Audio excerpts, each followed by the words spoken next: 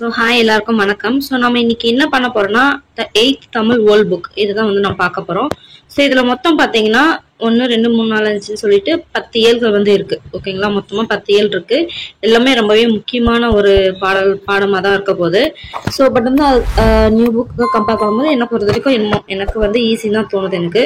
So okay, வந்து நம்ம என்ன பண்ணலாம்னா ஒவ்வொரு இயலா நம்ம பார்க்க போறோம். ஸோ வந்து இதுல பார்த்தோம்னா ஃபர்ஸ்ட் ஒவ்வொன்றுல என்னென்ன இயல் இருக்கு, சரி அந்த இயல்ல என்னென்ன இருக்கு அப்படின்னு சொல்லிட்டு ஒரு டைம் பார்த்துக்கலாம். பார்த்துட்டு ஃபர்ஸ்ட் இயல்ல இருந்து நம்ம ஸ்டார்ட் பண்ணலாம். ஓகே, ஃபர்ஸ்ட் இயல்ல பார்த்தோம்னா வாழ்த்து, திருக்குறள், ஜியுபோ, குற்றியலுகரம், லிகரம், அப்புறம் முற்றியலுகரம். இது ரெண்டாவது இயல்ல பார்த்தோம்னா இனிமை 40, கீழ்கணக்கு நூல்கள்ல தமிழ் பசி ஆறிட வேண்டும், அடுத்து அகர முதலி வரலாறு, மகிழ்ச்சிக்கான வழி, இலக்கிய வகை சொற்கள். அடுத்து மூணாவது பார்த்தோம்னா திருவள்ளுவ மாலை, நலவெண்பா, உலக உள்ளங்கையில், அப்புறம் ஆவணம். அதுக்கடுத்து பார்த்தோம்னா இலக்கணம், வழக்கு. அதே மாதிரி 4ல பார்த்தோம்னா விவேக சிந்தாமணி, பாரத தாய், இந்திய விடுதலை போரில் தமிழ் பெண்களின் பங்கு, மரத்தின் வேண்டுகோள், தொகைநிலை தொடர்கள். ஸோ அடுத்து பார்த்தோம்னா காவடி சிந்து, விக்ரமசோழ உலா, செய்தி உருவாகும் கதை, மதியினால் சரியை வெல்லலாம், தொகாநிலை தொடர்கள். அடுத்து பார்த்தோம்னா திருமந்திரம் பார்த்தோம்னா தேம்பாவணி, நாடக கலை, கண் திறந்தது அதாவது வீதி நாடகம் ஒரு நாடகம், ஆகு பெயர். திருக்குறள், திருவருப்பா, தமிழர் வாணியல், கலீலியோ கலீலி, வேற்றுமை. வில்லி பாரதம், யார் கவிஞர், தேவநேய பாவனார், மனம் நுகர்ந்ததற்கு பணம். அடுத்து பார்த்தோம்னா ஒரு இலக்கணம், புணர்ச்சியில இயல்பு, விகாரம். ஸோ 9வது பார்த்தோம்னா கம்பராமாயணம், விழுதும் வேரும், காட்டுயிர்கள், சென்னை அருங்காட்சியகம், புணர்ச்சி அதாவது இலக்கணத்துல புணர்ச்சியிலே பார்த்தோம்னா உயிரீறு, உடம்படும் மெய்யீறு. அதுக்கடுத்து கடைசி பார்த்தோம்னா முத்துக்குமாரசாமி பிள்ளை தமிழ். ஸோ இலக்கியத்தில் நகைச்சுவை, குழந்தையிடமா திறமை, யாப்பு அணி. ஸோ இவ்வளவுதான். ஸோ இந்த 10 வந்து பார்க்க போறோம். ஸோ பெருசா இருக்கிற மாதிரி தான் இருக்கும், பட் அந்த ஈஸியா நம்ம ஒரே இயலா முடிச்சிடலாம். ஸோ ஐ திங்க் இந்த கான்செப்ட் தெரியும் உங்களுக்கு. இந்த கான்செப்ட் தெரியும் நினைக்கிறேன். ஒரு யானையை வந்து எப்படி சாப்பிட்றது அப்படின்னு சொல்லிட்டு ஒரு கொஸ்டின் கேட்பாங்க. ஐ திங்க் இந்த லைன் இந்த கோட்ஸ் வந்து கேட்டுப்பீங்கன்னு நினைக்கிறேன். ஸோ ஆக்சுவலி வந்து யானையை வந்து சாப்பிட்றதுனா யானைன்றது எவ்வளோ பெருசாக இருக்கும், நம்ம எவ்வளோ சின்னதாக இருக்கும். பட் அந்த யானையை வந்து நம்மளால சாப்பிட முடியும். எப்படி முடியும்னா வி ஹாவ் டு பிரேக். சின்னதாக நம்மளால எவ்வளோ முடியுமோ அந்த அளவுக்கு பிரேக் பண்ணி படிக்கணும். அப்படி படிச்சோம்னு சொன்னோம்னா கண்டிப்பாக நம்மளால முடிக்க முடியும். ஸோ அந்த கான்செப்ட் தான் நம்ம ட்ரை பண்ண போகிறோம்.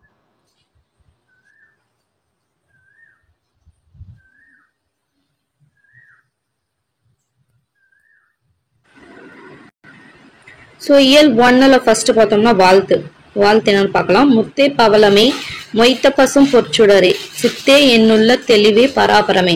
ஸோ கண்ணே கருத்தே என் கற்பகமே, கண்ணெறிந்த விண்ணே ஆனந்த வியப்பே பராபரமே அப்படின்னு சொல்லிட்டு தாயுமானவர் கடவுளை வந்து போற்றி புகழ்ந்திருக்காரு. ஸோ இதே மாதிரி பார்த்தோம்னா இன்னொரு பாடல் பராபரமேன்னு முடிகிற மாதிரி வரும். அது வந்து பார்த்தோம்னா எந்தெந்த விஷயத்த வந்து செய்யணும் செய்யக்கூடாது அப்படின்ற மாதிரி சொல்லி கடைசியா பராமரமே, அந்த மாதிரி செய்யும் போது நீங்க வந்து எனக்கு காப்பாற்றணும் பராமரமே அப்படின்ற மாதிரி வந்திருக்கும். ஸோ ரெண்டுக்கும் வித்தியாசம் தெரிஞ்சு பார்க்கணும். So 7th I think 9th or 8th ஸ்டாண்டர்ட்ல 9th or 8th எல்லாம் அந்த பாடல் வரும். ஸோ அதை நான் பார்த்துக்கணும், ரெண்டுத்துக்கும் கன்ஃபியூஸ் பண்ணிக்கூடாது. ஸோ முத்தே பவளமே, மொய்த்த பசும் பொற்சுடரே, சித்தே என்னுள்ள தெளிவே பராபரமே, கண்ணே கருத்தே என் கற்பகமே, கண்ணெறிந்த விண்ணே ஆனந்த வியப்பே பராபரமே. எழுதுனது யாரு? தாயுமானவர். ஓகே, ஸோ இது வந்து ஒரு ப்ரீவியஸ் கொஸ்டின் வந்து கேட்டிருக்காங்க, பார்த்துக்கோங்க. ஸோ பொருள் என்ன பார்க்கலாம். மேலான பரம்பொருளே, நீ முத்தாகவும் பவளமாகவும் பொன்மொழியாகவும் பேரறிவாகவும் என் உள்ள தெளிவாகவும் இருக்கின்றாய். கண்ணாகவும் என் கருத்தாகவும் கேட்டதையெல்லாம் வழங்கும் கற்பக மரமாகவும் கண்ணுள் நிறைந்த மின்னாகவும் மகிழ்ச்சியில் தோன்றும் வியப்பாகவும் காட்சியளிக்கின்றாய். உன் அருள் வேண்டி நிற்கின்றேன் அருள்வாயாக அப்படின்னு சொல்லிட்டு கடவுள் கிட்ட அவர் வந்து வேண்டி கேட்கிறாரு. ஸோ இதுல சொற்பொருள் முக்கியம் பார்க்கலாம். சுடல்னா ஒளி, ஆனந்தம் மகிழ்ச்சி, பராபரம்னா மேலான பொருள், இல்லைன்னா இறைவன் அப்படின்னு சொல்லிட்டு சொல்லுவாங்க. சரி, ஓகே. ஆசிரியர் குறிப்பு ரொம்பவே முக்கியம். தாயுமானவர். ஸோ அவரோட பெற்றோர் யாருன்னு பார்த்தோம்னா கேள்வியப்பர், கசவள்ளி அம்மையார். ஸோ மனைவி பேர் வந்து மட்டுவார் குழலி. இது ப்ரீவியஸ் கொஸ்டின். ஸோ தாய்மன்னரோட மனைவி பேர் மட்டுவார் குழலி. ஊர் பார்த்தோம்னா நாகப்பட்டினம் மாவட்டத்தில் இருக்க திருமறைக்காடு, அதாவது வேதாரண்யம் சொல்லுவாங்க. ஸோ இங்க நாகப்பட்டினம் மாவட்டத்தில் இருக்க திருமறைக்காடு வேதாரண்யம் அப்படின்னு சொல்லுவாங்க. ஸோ ஓகே, இவரோட பாடல்லாம் வந்து பார்த்தோம்னா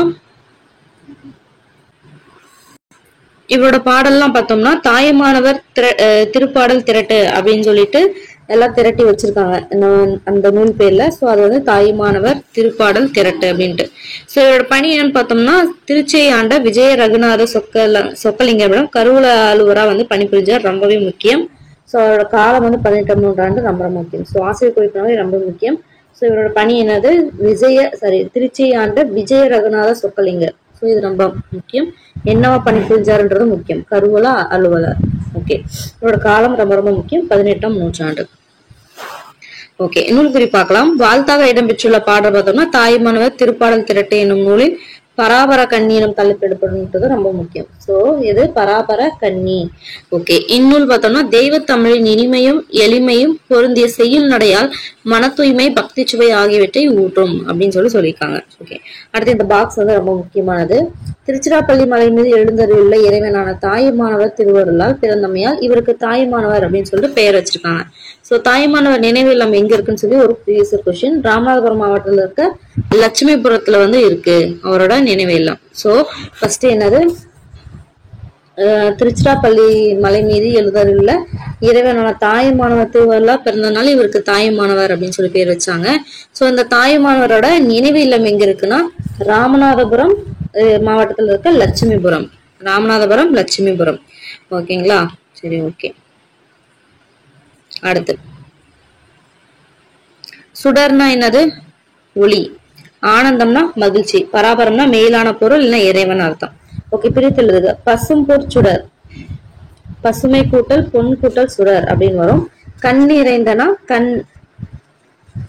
கண் கூட்டல் நிறைந்த. என் கூட்டல் உள்ளம், என் உள்ளம், என் உள்ளம் டபுளகம். பெருமை அறிவு,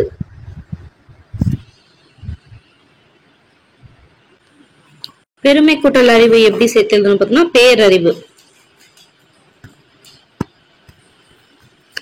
ஓகேங்களா, நோட் பண்ணிக்கோங்க. இது வந்து கன்ஃபியூஸ் ஆகி நிற்க கூடாது. பெருமை கூட்டல் அறிவு என்னது, பேரறிவு. ஓகே, வாழ்த்து பாடல் இடம்பெற்றுள்ள நூல் எது அப்படின்னு பார்த்தோம்னா தாய்மானவர் திருப்பாடல் திரட்டு என்னும் நூலில் தலைப்பு கேட்டாங்கன்னா பராபர கண்ணின்னு எழுதணும். ஓகேங்களா, ரெண்டுக்கு வித்தியாசம் புரிஞ்சுக்கணும். நூல் வந்து தாய்மானவர் திருப்பாடல் திரட்டு, தலைப்பு பார்த்தோம்னா பராபர கண்ணி. ஓகே, சோ அவரோட பிறந்த ஊர் எது பார்த்தோம்னா வேதாரண்யம். நாகப்பட்டினம் மாவட்டத்தில் இருக்க திருமறைக்காடு வேதாரண்யம். ஓகேங்களா, நாகப்பட்டினம் மாவட்டத்தில் திருமறைக்காடு வேதாரண்யம். ஓகே, அடுத்து வந்து திருக்குறள். திருக்குறள் வந்து நட்பு இதுல சொல்லியிருக்காங்க. செயற்கரிய யாவுல நட்பின் அது போல வினைக்கரிய யாவுல காப்பு. அதாவது நட்பை போல செய்து கொள்வதற்கு அரிய உறவுகள் எவையும் இல்லை, அந்த நட்பை போல செய்கின்ற செயலுக்கு சிறந்த பாதுகாப்பு வேறு எவையும் இல்லைன்னு சொல்லிட்டு சிறப்பா சொல்லியிருக்காங்க. சோ அதாவது வந்து பார்த்தோம்னா நட்பு மாதிரி வந்து ஒரு உறவு, அரிய உறவு வந்து எதுவுமே கிடையாது. அந்த நட்பை போல செய்கின்ற செயலுக்கு வந்து சிறந்த பாதுகாப்பு வேற எதுவுமே இல்லைன்னு சொல்லிட்டு சொல்றாங்க. சோ இதுல வினை அப்படின்னா செயல், காப்புனா காவல். வினைனா செயல், காப்புனா காவல். ஓகே, அடுத்து நிறைநீர நீரவர் கேண்மை பிறைமதி பின்னீர பேதையா நட்பு. அதாவது அறிவுடையவர்களின் நட்பு வளர்ப்பிலை போல நாளும் வளரும், அறிவிலா நட்பு தேய்ப்பிறை போல நாளும் தேயும். சோ இது வந்து ஒரு ப்ரீவியஸ் கொஸ்டின் வந்து கேட்கிறாங்க. அறிவுடையரின் நட்பு எந்த மாதிரின்னு சொல்லிட்டோம், அறிவிலா நட்பு எந்த மாதிரின்னு சொல்லிட்டு. சோ அறிவிலா நட்பு பார்த்தோம்னா வளர்பிறை, அறிவுடையார் நட்பு வளர்பிறை, அறிவிலா நட்பு தேய்பிறை. ஓகே, சொற்பொருள் பார்க்கலாம். நீரவர்னா அறிவுடையார், நீரவர்னா அறிவுடையார், கேண்மைனா நட்பு, பேதையர்னா அறிவிலா. நவில்தோறும் நூல் நயம் போலும் பயில்தோறும் பண்புடையார் தொடர்பு. அதாவது பண்புடையவர்களின் நட்பு வந்து என்ன பண்ணா பழக பழக இன்பம் தரும். அது போல நல்ல நூல்களில் தரும் பொருள் பார்த்தோம்னா கற்க கற்க இன்பம் தரும். ஓகேங்களா, சோ பண்புடையார் நட்பு வந்து பழக பழக இன்பம் தரும். அந்த மாதிரி நல்ல நூலோட பொருள் பார்த்தோம்னா கற்க கற்க இன்பம் தரும். சோ நவில்தோறும்னா என்னது, கற்க கற்க, நயம்னா இன்பம். நகுதற் பொருட்டென்று நட்டல் மிகுதிக்கண் மேற்சென்று இழித்தற் பொருட்டு. அதாவது நட்புன்றது சிரிச்சு பேசி மகிழ்வதற்கு மட்டும் கிடையாது. நண்பரிடத்துல ஏதாவது தவறு இருந்துச்சுன்னா அவங்க கிட்ட வந்து நீ தப்பு செய்யாதுன்னு சொல்லிட்டு நம்ம கடிந்துரைந்து திருத்தி நல்வழிப்படுத்துறது தான் நட்பு அப்படின்றாங்க. சோ நகுதல்னா சிரித்தல், இடித்தல்னா கடிந்து உரைந்தல். புணர்ச்சி பழகுதல் வேண்டா, உணர்ச்சி தான் நட்பாம் கிழமை தரும். சோ இருவரின் நட்பிற்கு சேர்ந்திருத்தலும் நெருங்கி பழகுதலும் தேவையில்லை, ஒத்த மன உணர்வு நட்புரிமையை உருவாக்கும். ஸோ வந்து இது நிறைய பேர் வந்து வெளில போய் காலேஜ் படிச்சவங்க எல்லாம் வந்து ஃபீல் பண்ணிப்பீங்க. நம்ம வந்து ஸ்கூல் டைம்ல ரொம்பவே ஃப்ரெண்ட்ஷிப்பா இருந்தப்போ, என்னதான் காலேஜ்ல வந்து நிறைய ஃப்ரெண்ட்ஸ் கிடைச்சாலுமே அந்த டைம்ல உண்மையாவே ஃப்ரெண்ட்ஷிப்பா இருந்தவங்களோட இது பார்த்தோம்னா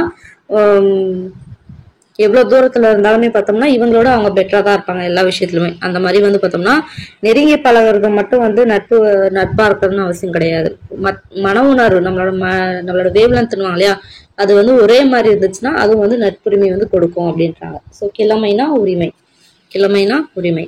முகநக நட்பது நட்பன்று நெஞ்சத்து அகநக நட்பது நட்பு. அதாவது முகம் மட்டும் மலரும்படி நட்பு கொள்வது நட்பாகாது, உள்ளமும் மகிழும்படி அன்பாக நட்பு கொள்வதுதான் நல்ல நட்பு. ஸோ முகநகனா முகமலர, அகம்னா உள்ளம். ஸோ வெளியில ஒண்ணு பேசியிருப்பாங்க, பட் உள்ளத்துல வந்து இவனை எப்படியா இது பண்ணிடணும் அப்படின்னு நினைப்பாங்க. பட் வந்து பார்த்தோம்னா அந்த மாதிரி இருக்கிறது நட்பு கிடையாது. உள்ளத்தாலையும் பார்த்தோம்னா அவங்க நல்லா இருக்கணும்னு நினைக்கிறவங்க தான் நண்பர்கள் அப்படின்றாங்க.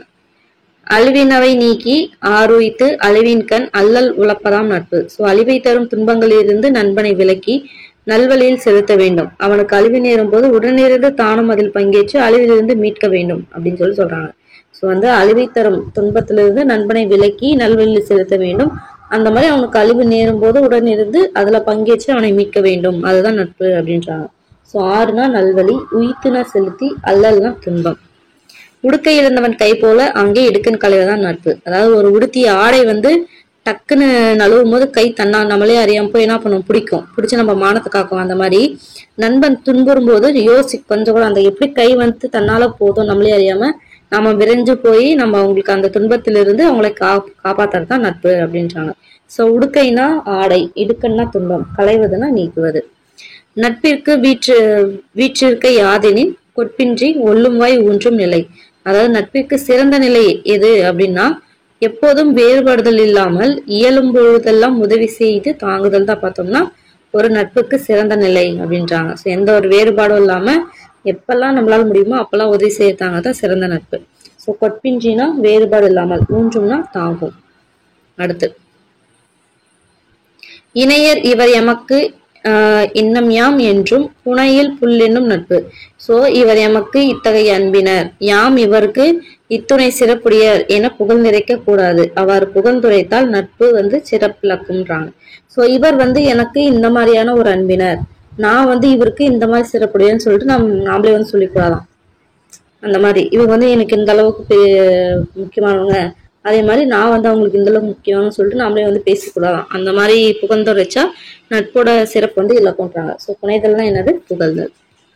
ஓகே, ஆசை குறிப்பு திருவள்ளுவர். ஸோ அவரோட வேறு பெயர்கள்லாம் என்னன்னு நம்மளுக்கு நிறைய தெரியும். முதற்காவலர், பொய்யில் புலவர், பெருநாவலர், சென்னா போதர், மாதானுபங்கி, இந்த மாதிரி நிறைய சொல்வோம் இல்லையா. ஓகே, அவரோட காலம் பார்த்தோம்னா கிமு 31 பிறந்தவர் என உறுதி செய்து திருவள்ளுவர் ஆண்டு கணக்கிடப்பட்டுள்ளது.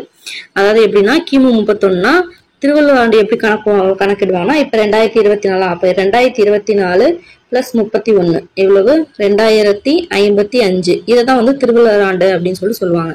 சோ வந்து கொஸ்டின் வந்து இப்படி கூட கேட்பாங்க. அதாவது இந்த ஆண்டோட திருவள்ளுவர் ஆண்டு என்ன அப்படின்னு சொல்லி கொஸ்டின் கேட்டு கொடுத்துருவாங்க. கொடுத்தாங்கன்னா என்ன பண்ணணும், 2024 பிளஸ் 31 சொல்லிட்டு ஆட் பண்ணும். ஸோ எந்த ஆண்டு இப்ப இருக்கிற ஆண்டு பிளஸ் 31 ஆட் பண்ணா அதான் திருவள்ளுவர் ஆண்டு.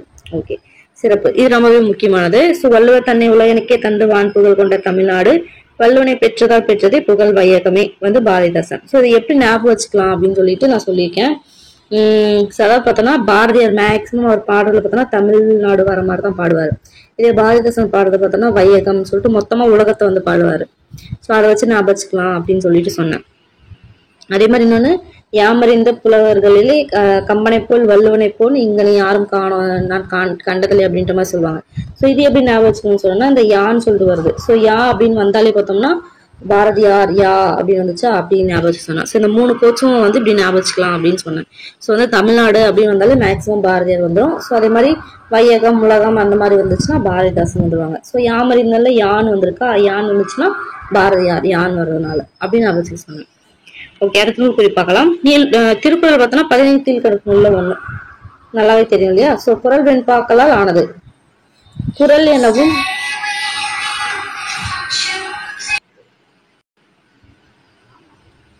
சோ வந்து திருக்குறள் வந்து பார்த்தோம்னா குறள் வெண்பாவால் ஆனது. ஓகேங்களா, ஃபர்ஸ்ட் மெயின். அடுத்து குறள் அப்படின்னா மேன்மை, அத குறள் அப்படின்னு சொல்லிட்டு அதோட பேரு. திருக்குறள் அப்படின்றதுல குறள்ன்றது அதோட பேரு. திருன்றத பார்த்தோம்னா ஒரு அடைமொழி, அதோட மேன்மை கருதி திரு அப்படின்னு சொல்லிட்டு அடைமொழி திருக்குறள் அப்படின்றாங்கன்றாங்க. ஸோ கொஸ்டின் எப்படி கேட்கலாம்னா திருன்றது வந்து என்ன, அதோட இலக்கண குறிப்புன்ற மாதிரி தான் அடைமொழி அப்படின்றது. ஸோ வந்து என்ன அப்படின்ற மாதிரி கேட்கலாம். அப்படின்றது என்ன பார்த்தோம்னா அடைமொழி. ஓகேங்களா. அடுத்து நாடு, மொழி, இனம், சமயம் கடந்த எல்லாத்துக்கும் பொருந்ததுனால தான் இதுக்கு உலக பொதுமறை அப்படின்றாங்க. இது நம்மளுக்கு நல்லாவே தெரிஞ்சது தான். ஸோ மக்கள் வந்து வாழ்வில் அடையத்தக்க உறுதி பொருட்களாகிய அறம், பொருள், இன்பம் என்னும் 3 பிரிவுகளை விரித்து உரைப்பத்தான் திருக்குறள். இதனால்தான் இதுக்கு என்ன பேர் வச்சாங்க, முப்பால் அப்படின்னு சொல்லி பேர் வச்சாங்க. சோ இது 133 அதிகாரங்களையும் 1330 குறள் பாக்களையும் உள்ளதுன்னு சொல்லிட்டு நமக்கு நல்லாவே தெரியும். ஓகே. அடுத்து வாயுரை வாழ்த்து, பொதுமறை, பொய்யாமொழி, தெய்வ நூல் முதலிய பெயர்களும் இதற்கு வந்து இருக்குன்றாங்க. இதோட பெருமையை உணர்ந்த வீரமாமுனிவர் வந்து லத்தீன்லயும், ஜியு வந்து ஆங்கிலத்திலயும் வந்து மொழிபெயர்ச்சாங்க. ரொம்ப முக்கியம். ஸோ வீரமாமுனிவர்னாவே லத்தீன் நம்மளுக்கு நல்லா தெரியும், ஜியு ஆங்கிலம். மேக்சிமம் வந்து பார்த்தோம்னா இப்படிதான் வரும். ஸோ லத்தீன்ல மொழிபெயர்ச்சனாவே அது வீரமாமுனிவர், ஸோ ஆங்கிலம்னாவே ஜியு வந்துருவாரு. ஓகே. இன்னும் உலக மொழிகள் பலவற்றிலும் வந்து மொழிபெயர்ச்சி காண்றாங்க. ஸோ பொதுவாக எவ்வளவு சொல்லுவாங்கன்னா 107 மொழிகள் அப்படின்னு சொல்லி சொல்லுவாங்க. இது வந்து ஒரு ப்ரீவியஸ் கொஸ்டின். ஸோ நெக்ஸ்ட் பார்த்தோம்னா இது பார்த்தோம்னா உலக மொழிகள் பலவற்றை மொழிபெயர்க்கிறது சொன்ன மாதிரி 107 மொழிகள்ல வந்து மொழிபெயர்ச்சாங்க. இது ஒரு ப்ரீவியஸ் கொஸ்டின். ஓகே. அடுத்து பார்த்தோம்னா திருவள்ளுவர் மாலை அப்படின்ற நூல் பார்த்தோம்னா இதோட பெருமைக்கும் சிறப்புக்கும் சான்றாக திகழ்கிறது அப்படின்றாங்க. ஸோ வந்து திருக்குறளோட புகழை வந்து சொல்லணும் அப்படின்றதுக்காகவே திருவள்ளுவர் மாலை அப்படின்னு ஒரு நூல் வந்து இயற்றியிருக்காங்க. ஸோ அதை தான் சொல்றாங்க. So okay. இது ரொம்ப முக்கியமான வருது. இது என்ன பண்ணாங்கன்னா உருசிய நாடுல பார்த்தோம்னா அணு துளைக்காத கிரம்ளின் மாளிகையில் உள்ள சுரங்க பாதுகாப்பு பெட்டகத்தில் திருக்குறளும் இடம்பெற்றிருக்கிறது. ஸோ அந்த அளவுக்கு வந்து பாதுகாப்பா வச்சிருக்காங்க உருசிய நாட்டுல, கிரம்ளின் மாளிகையில. ஸோ அதே மாதிரி பார்த்தோம்னா விபிலியம்னா பைபிள் சொல்லுவாங்க. அந்த இங்கிலாந்து நாட்டுல காட்சி சாலையில பார்த்தோம்னா விபிலியத்துக்கு பக்கத்துல அதோட திருக்குறள் வந்து வச்சிருக்காங்க. ஸோ அந்த அளவுக்கு வந்து பண்ணியிருக்காங்க. அதே மாதிரி விக்டோரியா மகாராணி காலில் கண் விழிச்சதும் ஃபர்ஸ்ட் படிக்கிற நூல் வந்து திருக்குறள் தான் இப்படி சொல்லுவாங்க. ஸோ அதுக்கப்புறம் பார்த்தோம்னா பைபிளுக்கு அப்புறம் அதிகமா விற்கப்பட்ட நூல், அதிகமா படிக்கிற நூல் எதுன்னு பார்த்தோம்னா திருக்குறள் அப்படின்னு சொல்லி சொல்லுவாங்க. ஓகே. நெக்ஸ்ட் மாதிரி வினாக்கள் பார்க்கலாம். கேண்மைனா நட்பு, அல்லல்னா துன்பம், நகுதல்னா சிரித்தல் நகைத்தல்னு வரும், உடுக்கைனா உடை, கிழமைனா இடுக்கன்னா துன்பம், கிழமை அப்படின்னா உரிமை, கிழமை உரிமை, கிழமைன்றது உரிமை. செயற்கரிய, செயல்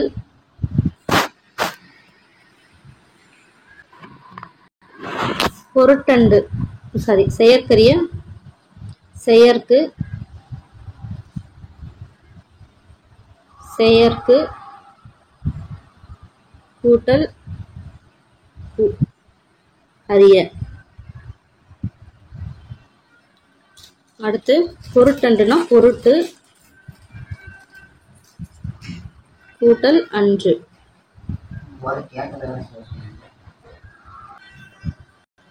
நட்பன்று, நட்பு கூட்டல் அன்று. ஆர் உயித்து, அது பார்த்தோன்னா ஆறு, ஆறு கூட்டல் உயித்து. அவ்வளவுதான். அடுத்து திருக்குறள் வந்து எந்த நூல்கள் ஒன்று பார்த்தோம்னா கீழ்கணக்கு, 17 கீழ்கணக்கு நூல்களுள் ஒன்று தான் திருக்குறள். இது ஆங்கிலத்தில் மொழிபெயர்த்தவர் நம்ம சொன்னோம். ஆங்கிலம்னாவே ஜியு போப்பு, லத்தீன்னாவே வீரமாமுனிவர். ஸோ திருக்குறளின் பெருமை விளக்கும் நூல் நாம் பார்த்தோம் திருவள்ளுவர் மாலை. நெக்ஸ்ட் முகநக நட்பது நட்பன்று நெஞ்சத்து, அகநக நட்பது நட்பு. ஸோ நிறை நீர நீரவர் கேண்மை. இத்தொடரில் நட்பு என்னும் பொருள் தரும் சொல் என்னது, கேண்மை. கேண்மைனாதான் என்னது, நட்பு. ஓகே. அடுத்து வந்து ஒரு பொறுத்துக. பேதையர் நட்பு என்ன பண்ணும், அறிவியலாத நட்பு என்ன ஆகணும், தேய்பிறை மாதிரி தேஞ்சு போகும். பண்புடையாளர் தொடர்பு என்ன பண்ணும், தமிழ்தோறும் நூல் நயம் மாதிரி பண்புடையாரோட தொடர்பு இனிப்பா இருக்கும், இனிமையா இருக்கும், பொருள் தொலங்க. ஓகே. அடுத்து அறிவுடைய நட்பு வளர்ப்பிலை போல வளரும். இடுக்கண் களையும் நட்பு உடுக்கை இழந்தவர் கை போன்றது. அடுத்து இது பார்க்கலாம். பற்றுக பற்றான் பற்றினை அப்பற்றை பற்றுக பற்று விடக்கு. ஸோ இது பார்த்தோம்னா இக்குறளை படியுங்கள், படிக்கும்போது உதடுகள் ஒட்டி இருக்கும், இதன் பொருளை இறைவனை பற்றி நிற்கும் அப்படின்னு சொல்லிட்டு சொல்றாங்க. ஸோ உதடுகள் ஒட்டுமா. ஓகே. அறம்பொருள் இன்பம் என முப்பாலும் தப்பாமல் வந்த குறள் எது பார்த்தோம்னா அறநீனும் இன்பமும் நீனும் திறனறிந்து தீதின்றி வந்த பொருள். ஸோ இதுல அறம், பொருள், இன்பம் சொல்லிட்டு 3 வேர்டு வந்திருக்கு அப்படின்னு சொல்றாங்க. சரி. ஓகே. அடுத்து பார்த்தோம்னா ஒரு துணைப்பாடம் ஜியு பத்தினது ரொம்ப முக்கியமான ஒரு லெசன். ஸோ ஜி போப் வந்து பார்த்தோன்னா சிலபஸ்லேயே கொடுத்துருக்காங்க. ஸோ மேக்ஸிமம் இந்த லெசன் வந்து அங்கே ஜி போப் பற்றின கொஷின்ஸ்லாம் நிறைய வந்திருக்கு. ஸோ ரொம்ப முக்கியமானது, நோட் பண்ணிக்கோங்க. நான் இதெல்லாம் முக்கியம்னு சொல்லுவேன், நோட் பண்ணிக்கணும். ஸோ தமிழ் அன்னைக்கு தொண்டாற்றிய சான்றோரில் தமிழை தாய்மொழியாக கொள்ளாத சான்றோர்களும் குறிப்பிடத்தக்க இடம்பெற்றுள்ளன. ஸோ ஐரோப்பிய வருகையை தொடர்ந்து தமிழகத்தில் குடிபெயர்ந்து சமய பணியோடு தமிழ் பணியும் தங்கள் தலைமை பணியாய் கொண்டு தொண்டாற்றிய பெருமக்கள் பலர். அவர்கள் தமிழ் மொழியால் ஈர்க்கப்பட்டு தமிழாய் மலர்ந்து மனம் பரப்பி இன்றும் தமிழ் உலகில் அழியா புகழ் பெற்றுள்ள சான்றோர் தான் யாருன்னு பார்த்தோம்னா ஜி.யு. போப். ஸோ அவரை பற்றி தான் நம்ம பார்க்க போறோம். ஸோ அவரோட பிறப்பும் இளமையும் பத்தி ஃபர்ஸ்ட் வந்து பார்க்கலாம். ஃபர்ஸ்ட் பார்த்தோம்னா ஜி.யு. போப் அப்படின்றது என்ன பண்ணா ஜார்ஜ் யூக்லே போப், அதாவது ஜி.யு. போப்ன்றாங்க. என்னது ஜார்ஜ் யூக்லோ போப். ஸோ இவர் பார்த்தோம்னா 1820 எவ்வளவு 1820 பிரான்ஸ் நாட்டில் பார்த்தோம்னா எட்வார்ட் தீவுல ஜான் போப்புக்கும் கேத்தரின் யுலாப்புக்கும் என்ன பண்றாங்க மகனாக பிறகுறார். ஸோ ஃபர்ஸ்ட் என்னது அவரோட முழு பேரு ஜார்ஜ் யூக்லோ போப். நெக்ஸ்ட் அவரோட பிறந்த ஆண்டு 1820. அவங்க அப்பா பேரு ஜான் போப், அவங்க அம்மா பேரு கேத்தரின் யுலாப்புக். என்ன ஊரு? பிரான்ஸ், எட்வார்ட் தீவு. ரொம்பவே முக்கியம். அடுத்து சிறந்த கல்வியாளர்களாகவும் சமயப்பற்று மிக்கவர்களாகவும் விளங்கின. தம் குழந்தைகளுக்கு கல்வியையும் சமயத்தையும் கற்பித்ததுடன் நல்ல ஒழுக்கத்தை மூட்டி வளர்த்தன. So GU. போப்பும் இளமையிலேயே சுறுசுறுப்பு, விடாமுயற்சி, ஊக்கம், உழைப்பு இவற்றையெல்லாம் மேம்பட்டு திகழ்ந்தார்றாங்க. ஓகே, அவரோட தொண்டுள்ளம் என்னன்னு பார்க்கலாம். போப்போட தமையனார், அதாவது அவரோட பிரதர் யாருன்னு பார்த்தோம்னா ஹென்றி. ஸோ இவர் பார்த்தோம்னா தமிழகத்தில் கிறிஸ்துவ மதத்தை பரப்பும் சமய குருவாக பணியாற்றி வந்ததுதான் இந்த ஹென்றி. ஸோ அவரை போன்று தாமும் சமய பணியாற்ற வேண்டும் அப்படின்னு சொல்லிட்டு விரும்புறாரு. அதனால என்ன பண்றாருன்னா அவரோட 19வது அகவை, அவரோட 19வது ஏஜ்ல பார்த்தோம்னா தமிழகத்துல சமய பணியாற்ற தேர்ந்தெடுக்கப்பட்டார். எப்ப 19 வயசுல தேர்ந்தெடுக்கப்பட்டார். அவர் என்ன பண்றாரு, சென்னை வந்து சேர பாய்மர கப்பல்ல 8 திங்கள்னா 8 மாசம் வந்து எடுத்துக்கிச்சான் வந்து சேரத்துக்கு சென்னையை. ஸோ அந்த 8 திங்களும் வந்து வீணை கழிக்காம என்ன பண்ணாரு, தமிழ் நூல்களையும் வடமொழி நூல்களையும் படித்தார் அப்படின்னு சொல்லிட்டு சொல்றாங்க. ஸோ தமிழகம் வந்ததுமே தமிழர் முன்னிலையில் சொற்பொழிவு ஆற்றும் அளவுக்கு தம் திறமையை மேம்படுத்தி கொண்டார். ஸோ அந்த 8 மாசத்துல வந்து எல்லாத்தையும் கத்துக்கிட்டார், தமிழ் வடமொழி கத்துக்கிட்டு சொற்பொழிவு ஆற்ற அளவுக்கு என்ன பண்றாரு, தம் திறமையை மேம்படுத்தி கொண்டார். ஸோ தமிழகத்துல அவர் என்னென்ன சமய பணி வந்து செஞ்சிருக்காரு அப்படின்றத பார்க்கலாம். ஸோ தமிழ்நாட்டுல சென்னை சாந்தோம் பகுதியில சமயப்பணி ஆற்றியப்போ பின்னர் திருநெல்வேலி மாவட்டத்திற்கு சென்று சாயர்புரத்தில் தங்கி சமயப்பணி ஆற்ற தொடங்கினார். ஃபர்ஸ்ட் எங்க சென்னைக்கு வந்தாரையா, சென்னைக்கு வந்தோடனே சாந்தோம் சர்ச் இருக்கு இல்லையா, அங்க வந்து சமயப்பணி பண்ணாரு. அதுக்கப்புறம் என்ன பண்ணா திருநெல்வேலி சாயர்புரத்துல போய் பண்ணாரு. அங்க என்ன பண்ணாருன்னா பள்ளி ஸ்கூல்ல வந்து நிறுவினாரு. கல்வி பணியையும் சமய பணியும் ஒன்னா சேர்த்து செஞ்சாரு. ஸோ சமய கல்லூரியில் தமிழ் இலக்கியங்கள், ஆங்கில இலக்கியங்கள் எல்லாத்தையுமே பார்த்தோம்னா கிரேக்கம், லத்தீன், எபிரேயம் முதலிய மொழிகளையும் கற்றுத்தர ஏற்பாடு செஞ்சார்.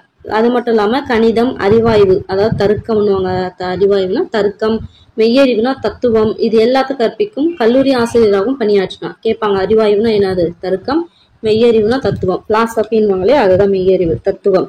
ஸோ இதை கற்பிக்கும் ஒரு கல்லூரி ஆசிரியராகவும் இருந்தார். ஸோ தமிழகத்தின் சமய பணின்னு பொறுத்த வரைக்கும் ஃபர்ஸ்ட் சென்னைக்கு வந்தாரு. வந்த உடனே என்ன பண்ணாரு, சாந்தோம்ல ஒர்க் பண்ணாரு. அதுக்கப்புறம் என்ன பண்ணாரு, திருநெல்வேலியில இருக்க சாயபுரத்துக்கு போய் பண்ணாரு. அவர் சமய பணி மட்டும் பண்ணாம கல்வி பணியும் சேர்த்து பண்ணாரு அப்படின்னு சொல்லி பார்த்தோம். ஸோ வந்து பார்த்தோம்னா சமய கல்லூரிகள்ல தமிழ் இலக்கியங்கள், ஆங்கில இலக்கியங்கள் எல்லாத்தையுமே கிரேக்கம், லத்தீன், எபிரேயம் இந்த மாதிரி பல மொழிகளை கற்றுத்தர ஏற்பாடு செஞ்சாரு. அது மட்டும் இல்லாம கணிதம், அறிவாய்வுனா என்னது, தருக்கம், அதுக்கடுத்து மெய்யறிவுனா என்னது, தத்துவம், இது எல்லாத்தையும் கற்பிக்கும் ஒரு கல்லூரி ஆசிரியராகவும் இருந்து வந்தார். இது வந்து பார்த்தோம்னா தமிழகத்தில் சமய பணி. ஓகே, இது எப்ப திருமணம் செஞ்சுக்கலான்னு பார்க்கலாம். ஸோ திருநெல்வேலி மாவட்டத்துல சாயர்புரத்துல தான் அவர் வந்து இருந்து எல்லாமே பண்ணிட்டு இருந்தார் இல்லையா. அப்ப பார்த்தோம்னா 1842 இருந்து 49 ஆண்டு வரைக்குமே கல்வி பணியும் சமய பணியும் ஆற்றியப்போ என்ன பண்றாருன்னா இங்கிலாந்துக்கு போறாரு. ஸோ எப்ப திருநெல்வேலியில இருந்தாரு சாயர்புரத்துல 1842 இருந்து 49 வரைக்கும் இருந்தாரு. ஸோ அதுக்கப்புறம் என்ன பண்றாங்க, இங்கிலாந்துக்கு போறாரு. போயிட்டு 1850ஆம் ஆண்டு கல்யாணம் பண்ணிக்கிறாரு. மறுபடியும் என்ன பண்றாரு, அவங்க ஒய்ஃபோட என்ன பண்றாங்க, தஞ்சாவூர்ல வந்து சமய பணி ஆற்றாரு. ஸோ ஃபர்ஸ்ட் திருநெல்வேலியில 1842 இருந்து 49 வரைக்கும் சமய பணி ஆற்றிட்டு என்ன பண்றாரு, இங்கிலாந்து போறாரு. அதுக்கு அடுத்த வருஷமே 50ஆம் ஆண்டுலேயே பார்த்தோம்னா கல்யாணம் பண்ணிட்டு திரும்ப எங்க வராரு, திருநெல்வேலிக்கு வரல, தஞ்சாவூர் போறாரு. ஸோ அது ஞாபகம் வச்சுக்கணும். திருநெல்வேலியிலேருந்து கிளம்பிட்டு தஞ்சாவூர் திரும்ப வந்து சமய பணி ஆற்றாரு. ஸோ தமிழ் இலக்கியத்துல அவருக்கு எப்படி ஆர்வம் வந்துச்சு பார்க்கலாம். ஸோ தஞ்சையில் பணியாற்றிய 8 ஆண்டு காலத்துல எத்தனை ஆண்டு பணியாற்றிருக்காரு? தஞ்சையில 8 ஆண்டு. ஸோ புறநானூறு முதலான சங்க நூல்களையும் நன்னூல் முதலான இலக்கணங்களையும் பயின்றார். திருக்குறள், திருவாசகம், நாலடியார் முதலிய நூல்களை பலமுறை படித்து அவற்றின் நயங்களை உணர்ந்தார். அவற்றை ஆங்கிலத்தில் மொழிபெயர்த்து வெளியிட்டால் மேலை நாட்டவர் அறிந்து பயனுறுவர் என்ற எண்ணத்தோடு அம்முயற்சியில் ஈடுபட்டார். ஸோ இந்தியன் சஞ்சிகை, இந்தியாவின் தொல்பொருள் ஆய்வு முதலான ஏடுகளில் தமிழ் மொழி பற்றிய ஆராய்ச்சி கட்டுரைகளையும் ஆங்கிலத்தில் எழுதினார். அக்கட்டுரைகளில் புறநானூற்று பாடல்களும் புறப்பொருள் வெண்பாமாலை திணை விளக்கங்களையும் தமிழ் புலவர் வரலாறும் பார்த்தோம்னா இடம்பெற்றிருந்தாங்க. ஓகேங்களா. ஸோ போப் உயர்ந்த பண்பாட்டுக்குரிய பொறுமை, சினமின்மை, நட்பு முதலானவற்றை விளக்கும் 600 செயல்களையும் நீர்நூல்களிலிருந்து ஆய்ந்தெடுத்து தமிழ்ச்செய்யுட் கலம்பகம் என்னும் நூலாக தொகுத்ததோடு அந்த பாக்களும் விளக்கமும் தந்துள்ளார் அப்படின்னு சொல்றாங்க. ஓகே, இதுல நோட் பண்ண வேண்டியது ஃபர்ஸ்ட் என்னன்னா, தஞ்சையில எத்தனை ஆண்டு பணியாற்றினான்னு கேட்பாங்க. 8 ஆண்டு. ஸோ அதுல என்னெல்லாம் படிச்சார்? அப்போ புறநானூறு, நன்னூல் இது எல்லாமே படிச்சாங்க. ஸோ அதுக்கப்புறம் வேற என்ன இதெல்லாம் படிச்சாங்க? திருக்குறள், திருவாசகம், நாலடியார். திருக்குறள், திருவாசகம், நாலடியார் இதை படிச்சுட்டு என்ன பண்றாரு? அது ஆங்கிலத்துல மொழிபெயர்ச்சி வெளியிட்டாங்கன்னா மேலை நாட்டும் பயனுறுவாங்கன்னு நினைச்சு அந்த முயற்சியில ஈடுபட்டார். அதுக்கப்புறம் என்ன பண்ணாங்க? இந்தியன் சஞ்சிகை. என்னது? இந்தியன் சஞ்சிகை, இந்தியாவின் தொல்பொருள் ஆய்வு. இந்தியன் சஞ்சிகை, இந்தியாவின் தொல்பொருள் ஆய்வு. இந்த மாதிரி ஏடுகள்ல தமிழ் மொழி பற்றிய ஆராய்ச்சி கட்டுரைகளை பார்த்தோம்னா ஆங்கிலத்துல எழுதுறாரு. ஓகேங்களா. ஸோ அந்த கட்டுரைகள்ல புறநானூறு பாடல்கள், புறப்பொருள் வெண்பாமாலை திணை விளக்கங்கள், அதே மாதிரி தமிழ் புலவரோட வரலாறு இது எல்லாத்தையுமே சேர்த்து எழுதுறாரு. ஓகேங்களா. ஸோ அதுக்கப்புறம் என்ன பண்றாருன்னா, உயர்ந்த பண்பாட்டுக்குரிய பொறுமை, சினமின்மை, நட்பு இந்த மாதிரி இந்த டாபிக்கை பேஸ் பண்ணி 600 செயல்கள் திரட்டி நீதி நூல்ல இருந்து திரட்டி என்ன பண்றாரு? தமிழ்ச்செய்யு கலம்பகம் அப்படின்னு சொல்லிட்டு ஒரு நூலை தொகுக்கிறாரு. மொத்தம் எத்தனை? அதாவது என்னென்ன பண்பாடு? பொறுமை, சினமின்மை, நட்பு. அந்த மாதிரி 600 செயல்களை தொகுத்து என்ன பண்றாரு? தமிழ்ச்செய்யு கலம்பகம்னு வெளியேற்றாரு. ஓகேங்களா. ஸோ இதுதான் முக்கியமான ஒரு பாயிண்ட்ஸ். ஸோ பாடநூலின் முன்னோடி போப் தமிழை கற்கும் காலத்திலேயே நூலாசிரியராகவும் இருந்தார். ஸோ பள்ளியில் படிக்கும் குழந்தைகள் இலக்கணத்தை நன்கு அறிந்து கொள்ளும் வகையில் வினா விடை முறையில் அமைந்த 2 இலக்கண நூல்களை அவர் எழுதினார். அதே மாதிரி பெரியவங்க கற்கும் வகையில் இலக்கண நூல் ஒன்றையும் படைத்தார். 2 விஷயம் பண்ணாரு. குழந்தைங்க படிக்கணும்ன்ற மாதிரி வினாவிடை டைப்ல 2 இலக்கண நூல் படைச்சாங்க. அதே மாதிரி பெரியவங்க படிக்கிற மாதிரி ஒரு இலக்கண நூலையும் படைச்சாரு. அடுத்து மேலை நாட்டார் தமிழை எளிதில் கற்கும் வகையில் தமிழிலிருந்து ஆங்கிலம் அகராதி ஒன்றையும் ஆங்கிலத்துல தமிழ் அகராதி ஒன்றையும் போப் வெளியிட்டார். ஓகே. ஸோ தமிழ் வரலாற்று நூல்களையும் எழுதினார். பழைய தமிழ் இலக்கியங்களிலிருந்து சில செயல்களை தொகுத்து நூலாக வெளியிட்டு அதனை பாட நூலாக வைக்க ஏற்பாடு செய்தார். ஸோ இந்த மாதிரி வேலை எல்லாம் பண்ணியிருக்காரு. ஸோ தமிழில் உரைநடை நூல் ஒன்றையும் எழுதியிருக்காருன்றாங்க. ஸோ 1858ஆம் ஆண்டு என்ன பண்றாரு? உதகமண்டலம் சென்று அவர் பள்ளி ஒன்றை தொடங்கி அதன் ஆசிரியாவும் பணியாற்றினார். எப்ப? 1858 எங்க போறாரு? உதகை மண்டலம். ஊட்டி தானே உதகமண்டலம். அங்க போறாரு. அங்க போய் பள்ளி ஆரம்பிக்காரு. இப்ப 1856. ஓகே. தமிழ் தொண்டு. தாயகத்திற்கு சென்ற போப், அதாவது இங்கிலாந்துக்கு போனார் இல்லையா, போயிட்டு அங்க என்ன பண்றாரு? 1885 இருந்து 1908 வரைக்கும் என்ன பண்றாரு? 23 ஆண்டுகளாக இங்கிலாந்து பல்கலைக்கழகத்துல தமிழ் தெலுங்கு கற்பிக்கும் பேராசிரியராக பணிபுரிந்தார். ரொம்பவே ஒரு முக்கியமான ஒரு பாயிண்ட். ஸோ இங்கிலாந்துக்கு போய் இங்கிலாந்து பல்கலைக்கழகத்துல 1885 இருந்து 1908 வரைக்கும் என்ன பண்ணாரு? 23 ஆண்டுகள் என்ன பண்ணாரு? தமிழ் தெலுங்கு கற்பிக்கும் ஒரு ஆசிரியரா இருந்திருக்காரு. ஸோ திருக்குறளை 40 ஆண்டு, இது ஒரு ப்ரீவியஸ் கொஸ்டின். திருக்குறளை எத்தனை ஆண்டு படிச்சு அதுக்கப்புறம் அது ஆங்கிலத்துல மொழி பேச்சாரு அப்படின்னு சொல்லி கேட்பாங்க. 40 ஆண்டுகள். எத்தனை ஆண்டுகள்? 40 ஆண்டுகள். எப்ப வெளியிட்டாரு? 1886 வெளியிட்டாரு. ஸோ தன்னோட 86ஆம் அகவையில் 1900ஆம் ஆண்டு திருவாசகத்தின் ஆங்கில மொழிபெயர்ப்பு வெளியிட்டார். ஸோ 1886 திருக்குறளையும், அதே மாதிரி அவரோட 86 வயசுல 1900, அதாவது 1900 தான் அவரோட 86 வயசுல பார்த்தீங்கன்னா திருவாசகத்தோட ஆங்கில மொழிபெயர்ப்பையும் வெளியிட்டாரு. ஸோ தமது இறுதி காலத்தில் புறப்பொருள் வெண்பாமாலை, புறநானூறு, திருவற்பயன் இது எல்லாமே பதிப்பித்தாரு. ஸோ என்ன நூல் பதிப்பித்தார்னு கேட்பாங்க. புறப்பொருள் வெண்பாமாலை, புறநானூறு, திருவற்பயன் 3த்தையும் என்ன பண்ணாரு? பதிப்பித்தார். ஓகேங்களா. ஓகேங்களா. ஸோ இதுல இந்த பேராவலன்னு பார்க்கும்போது ஃபர்ஸ்ட் பார்த்தோம்னா எப்ப இங்கிலாந்து அதாவது இங்கிலாந்து பல்கலைக்கழகத்துல எத்தனை ஆண்டு வேலை செஞ்சாருன்னு கேட்கலாம். 85 1908 சொல்லிட்டு 23 ஆண்டுகள்.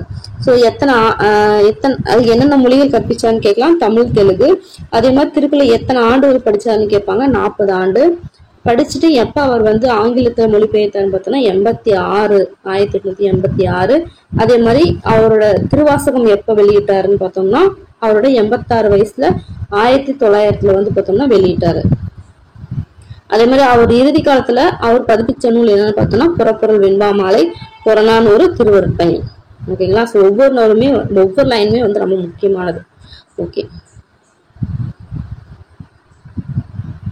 ஜீப்போட நினைவிடம் தான். ஓகே. தமிழின் பெருமையை தரணி முழுவதும் பரப்பிய போப் பார்த்தோம்னா 1908 ஆண்டு பிப்ரவரி திங்கள் 11ஆம் நாள் இறந்து போயிட்டாரு. எப்போ?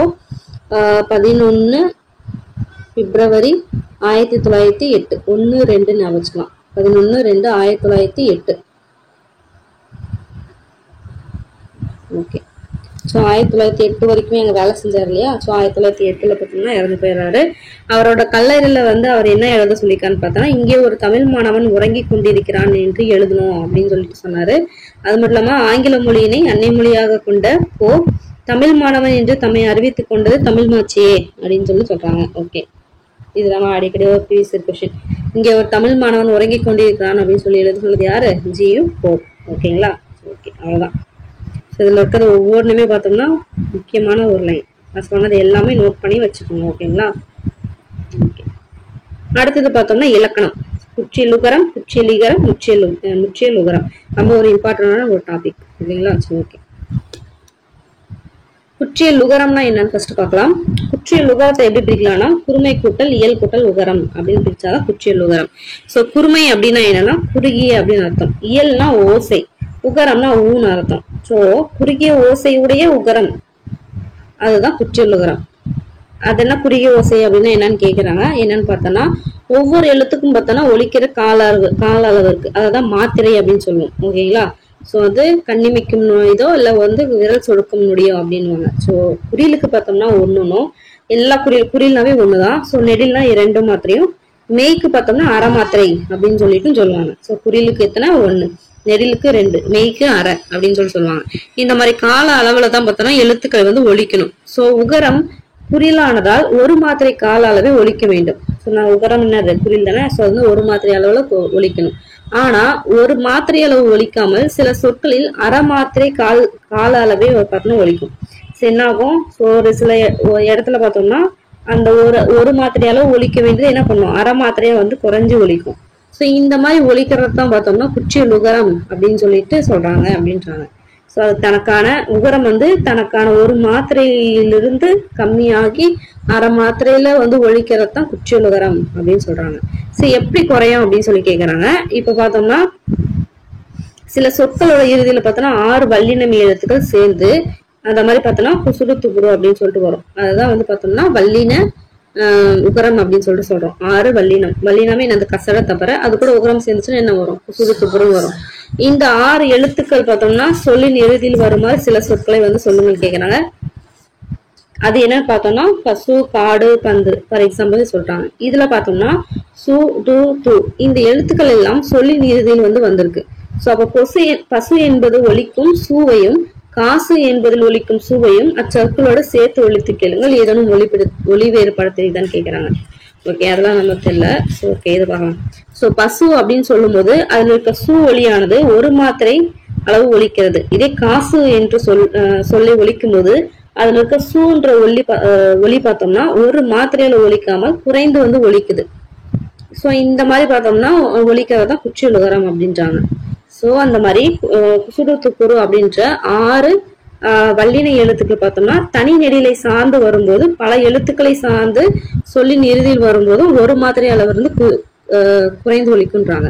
இது தனி நெடில். காசுல பார்த்தோம்னா கான்றது பார்த்தோம்னா தனி நெடில் தானே, பக்கத்துல எதுவுமே வரல. சோ பார்த்தோம்னா இந்த மாதிரி தனி நெடில் வரும்போதோ இல்ல பல எழுத்துக்களை சார்ந்து சொல்லின் இறுதியில் வரும்போதோ, பல எழுத்துக்களை சார்ந்து சொல்லின் இறுதியில வந்துச்சுனாலோ பார்த்தோம்னா என்னது 1 மாத்திரையில இருந்து குறைந்து ஒலிக்குன்றாங்க. சோ எப்படின்னு கேட்கும்போது இதுல எடுத்துக்காட்டு சொல்லியிருக்காங்க. நாகு, காசு, ஆடு, மாது, கோப்பு, ஆறு. இந்த சொற்களை வந்து ஒழிச்சு பார்க்கும்போது வல்லினவைகளின் மேல ஊந்து வந்த உகரமான எது கு, சு, ரு, து, கு, ரு இருக்கா. இது வந்து எல்லாமே எதுல வந்திருக்கு, கடைசியா வந்திருக்கு. சோ இதுக்கு முன்னாடி இருக்கிற என்னென்ன எழுத்துக்கள் பார்த்தோம்னா உயிர்மை நெட்டெழுத்துக்கள் 4ம் உயிர் நெட்டெழுத்துக்கள் 2ம் வந்துள்ளன்றாங்க. பார்த்தோம்னா இதுல பார்த்தோம்னா உயிர்மை நெட்டெழுத்து, இது உயிர்மை நெட்டெழுத்து, இது உயிர் நெட்டெழுத்து, இது உயிர்மை நெட்டெழுத்து, இது உயிர்மை நெட்டெழுத்து, இது பார்த்தோம்னா உயிர் நெட்டெழுத்து. சோ இந்த மாதிரி வந்திருக்கு இல்லையா. சோ அப்ப நெடில் தொடர் குற்றியலுகரம் நெட்டெழுத்துனாவே என்னது நெடில் தானே. சோ அதனால இது என்னன்னு சொல்லுவாங்கன்னா உயிர் நெடில் உயிர்மை நெட்டெழுத்துக்கள். இது எல்லாமே உகரமேறிய வல்லின எழுத்துக்கள் மேல வந்திருக்கனால இது நெடில் தொடர் குற்றியலுகரம் அப்படின்னு சொல்லிட்டு சொல்றாங்க. ஒண்ணும் கிடையாது. குசுறு துப்புருக்கு முன்னாடி தனி நெடில் வந்துச்சு அப்படின்னு சொன்னாவே அது உயிர்மையா இருந்தாலும் சரி உயிரா இருந்தாலும் சரி வந்துச்சுனாவே அது நெடில் தொடர். ஓகேங்களா. சோ அவ்வளவுதான், அதுதான் விஷயமே. அதுதான் அதான் இவங்க நேரம் வந்து காய்ச்சின்னு பேசினுங்கிறாங்க. ஒண்ணும் கிடையாது, அவ்வளவுதான் விஷயம். இது நெடில் தொடர் குற்றியலுகரம். இதே பார்த்தோம்னா எஃகு, கக்ஸு, அக்துன்னு வந்திருக்கா. இந்த மாதிரி வந்து ஆயிர எழுத்துக்கு பக்கத்துல என்ன வந்திருக்கு, குசுடு துபுரு வந்திருக்கு. சோ அந்த மாதிரி வந்துச்சுன்னா என்ன அர்த்தம், அந்த மாதிரி வந்துச்சுன்னா ஒண்ணும் கிடையாது, ஆயிரத்தோட குற்றியலுகரம், அவ்வளவுதான். ஓகேங்களா. சோ அந்த மாதிரி இப்ப ஃபார் எக்ஸாம்பிள் அழகு, அரசு, பண்பாடு, உணவு, உருது, பாலாறு இது பார்த்தோம்னா வல்லின மேகலை ஊர்ந்த இது எது வந்து சுருத்துப்புறு சொல்லின் இறுதியில் வந்துள்ளன. அவற்றுக்கு முன் என்னென்ன எழுத்துக்கள் வந்திருக்குன்னு பார்க்க சொல்றாங்க. சோ இதுல பார்த்தோம்னா உயிர்மை வந்திருக்கு, உயிர்மை குறில் உயிர்மை. இதுல பார்த்தோம்னா அதே மாதிரி குறில் உயிர்மை, நெடில் உயிர்மை அதே மாதிரி உயிர்மை நெடில் உயிர்மை இந்த மாதிரிலாம் வந்திருக்கு இல்லையா. சோ இதுல பார்த்தோம்னா உயிர்மை எழுத்துக்கள் என்றது வந்து பார்த்தோம்னா உயிர்மையான்னு எடுத்துக்கூடாது. அதை வந்து இப்ப லா இருக்கா, லாவை எப்படி எடுத்துக்கணும், இல்லு குட்ட லா அப்படின்னு எடுத்துக்கணும். இதே அரசன் இருக்கு, ரா இருக்கா, எதிர் குட்ட லா அந்த மாதிரி வந்து எடுத்துக்கணும். ஓகேங்களா. சோ வந்து அதாவது இப்ப வந்து காசு அப்படின்னு எடுத்துக்கிச்சுனாலும் இப்ப நம்ம வந்து இன்னொன்னு எடுத்துக்கலாமா, பாலாறு அப்படின்னு எடுத்துக்கலாம். சோ இதுல பார்த்தோம்னா இந்த காசுக்கு முன்னாடி நெடில் தான் வருது. இந்த ரூ அதாவது இந்த உகரம் வல்லின உகரம் முன்னாடியும் நெடில் தான் வருது. ஆனா இது ரெண்டுக்கு இருக்க வித்தியாசம் என்னன்னா இது வந்து தனி நெடில். அதனால பார்த்தோம்னா இது பார்த்தோம்னா நெடில் தொடர்ன்னு வச்சுக்கணும். இதுக்கு முன்னாடி இருக்க நெடில் பார்த்தோம்னா ரெண்டு வந்திருக்கு, 2 எழுத்து வந்திருக்கு. சோ அப்படின்னும் போது இது நெடில் தொடர்ன்னு எடுத்துக்கூடாது. என்னன்னு எடுத்துக்கணும், பிரிச்சுதான் எடுத்துக்கணும். பிரிச்சோம்னா என்ன வரும், உயிர் எழுத்தா வருதா. அப்ப அது என்ன பண்ணா உயிர் தொடர் குற்றியலுகரம் அப்படின்னு சொல்லி எடுத்துக்கணும். ஐ திங்க் உங்களுக்கு புரிஞ்சிருக்கும்னு நினைக்கிறேன் இப்போ. ஸோ ஒன்றும் கிடையாது. குசுடுத்துப்புருக்கு முன்னாடி ஒரே ஒரு நெடில் எழுத்து மட்டும் வந்திருக்கு அப்படின்னா அது வந்து பார்த்தோம்னா நெடில் தொடர். இதே குசுடுத்துப்புருக்கு முன்னாடி ஒரு நெடிலோ இல்ல 2 நெடிலோ இல்ல ஒரு குறில் பக்கத்துல வந்து ஒரு நெடில் இந்த மாதிரி வந்துச்சுன்னா அதை வந்து உயிர் தொடர் அப்படின்னு சொல்லிட்டு சரி உயிர் தொடர் குற்றியலுகரம் அப்படின்னு சொல்லி எடுத்துக்கணும்ன்றாங்க. அதே 1000 வந்துச்சுன்னா ஆயிரத்தோட குற்றியலுகரம். ஓகேங்களா. அவ்வளவுதான் விஷயமே, அதுதான். ஓகே. அடுத்து பார்த்தோம்னா அதே போல பார்த்தோம்னா இப்ப சுக்கு, கப்சு, பட்டு இப்படின்னு எடுத்துக்கலாம். இந்த சொல் பார்த்தோம்னா குசுடுத்துப்புல எங்க வருது, கடைசியில வருது. அதுக்கு முன்னாடி என்ன வருது, மெய்யெழுத்துக்களை வந்திருக்கு. அதனால இது என்ன பண்ணோம், வல்லினத்தோட குற்றியலுகரம் அப்படின்னு சொல்லிட்டு எடுத்துக்கணும். ஓகேங்களா. ஓகே. அடுத்து என்ன, இதே மெல்லினம் தொடர் வந்துச்சுன்னா ஃபார் எக்ஸாம்பிள் சங்கு, மஞ்சு, நண்டு இந்த மாதிரி வந்துச்சுன்னா மெல்லினம், மென் தொடர் குற்றியலுகரம் எடுத்துக்கணும். இதே இடையினம் எரல வளல அதுல வந்துச்சுன்னா என்ன பண்ணும், இடைத்தொடர். இவ்வளவுதான் விஷயமே. ஓகேங்களா. ஒன்னொன்னு ஒவ்வொரு டைப்பா வந்து சொல்லிருக்கிறாங்க. நெடில் தொடர் நான் என்ன, ஆயுத தொடர்னா என்ன, உயிர் தொடர்னா என்ன, பன் தொடர், மென் தொடர், இடைத்தொடர் இந்த மாதிரி 6 வகைப்படும் அப்படின்னு தான் ஒன்னும் வந்து எக்ஸ்பிளைன் பண்ணிருக்காங்க. ஸோ ஃபர்ஸ்ட் நெடில் தொடர். நெடில் தொடர்னா என்னது, குசுடுத்துப்புருக்கு முன்னாடி ஒரே ஒரு நெடில் தான் வரணும், இது நெடில் தொடர். ஆயுத தொடர்னா என்னது, குசுடுத்துப்புருக்கு முன்னாடி அக்கு வந்துச்சுன்னா அது ஆயுத தொடர், அது நல்லாவே தெரியும். உயிர் தொடர் குற்றியலுகரம்னா இந்த குசுடுத்துப்புருக்கு முன்னாடி பார்த்தோம்னா 2 நெடிலோ இல்ல ஒரு குறில் ஒரு நெடிலோ அந்த மாதிரி வரணும். ஸோ வந்து 1 வந்துச்சுன்னா அது நெடில் தொடர், 2 3 வந்துச்சுன்னா அது உயிர் தொடர். ஓகே. இதே பன் தொடர் குற்றியலுகரம்னா என்னது, குசுடுத்துப்புருக்கு முன்னாடி அந்த வல்லினமே இருக்கு இல்லையா, இக்கு இங்கு இச்சு இந்த மாதிரி மெய்யெழுத்தா வரணும். இக்கு இச்சு இஞ்சு அந்த மாதிரி வந்துச்சுன்னா அது வன் தொடர். இது மெல்லினமான ஞங்கன வந்துச்சுன்னா மென் தொடர். இதே இடையினமான எரல வரல வந்துச்சுன்னா இடைத்தொடர் குற்றியலுகரம். இந்த மாதிரி 6 வகைப்படுன்றாங்க. இவ்வளவுதான் வித்தியாசமே. ஓகேங்களா? சரி, ஓகே. இந்த பாக்ஸ் கொஸ்டின் ரொம்பவே முக்கியம், பார்க்கலாம். குசுரத்துபுரை என்பன வல்லின மேகலின் மேல் உகரம் ஊர்ந்து வரும் எழுத்துக்கள். ஓகே, தெரிஞ்சுதான். ஸோ குச்சிலுகிறதுக்கு பார்த்தா அரை மாத்திரை தான். ஓகேங்களா?